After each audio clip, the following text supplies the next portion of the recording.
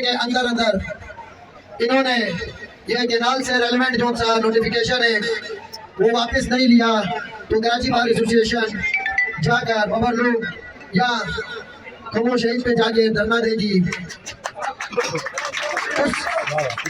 उस पर अमल करते हुए जो हमने 72 घंटे का टाइम दिया था, उस पर अमल करते हुए हमने 12 अप्रैल को 72 घंटे का टाइम दिया।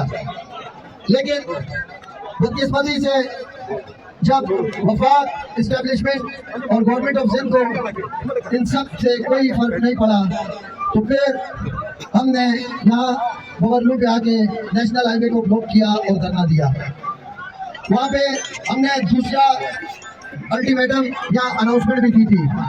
हमने कहा था अगर बबरलू धरने में हमारे बैठे हुए 72 घंटे गुजर गए और 72 घंटे के अंदर अंदर ये नोटिफिकेशन नहीं किया तो हम रेलवे टैक्स भी बंद कर देंगे। और पीर वाले दिन सुबह 72 घंटे हो जाएंगे। कराची बार एसोसिएशन उन तमाम मेंबरान के साथ मिलकर, उन तमाम बार ओहदेदार के साथ मिलकर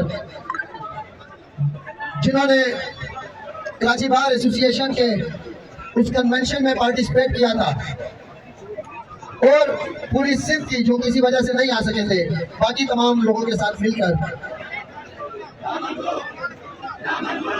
पीर वाले दिन शाम को 5 बजे प्रेस कॉन्फ्रेंस करेगी और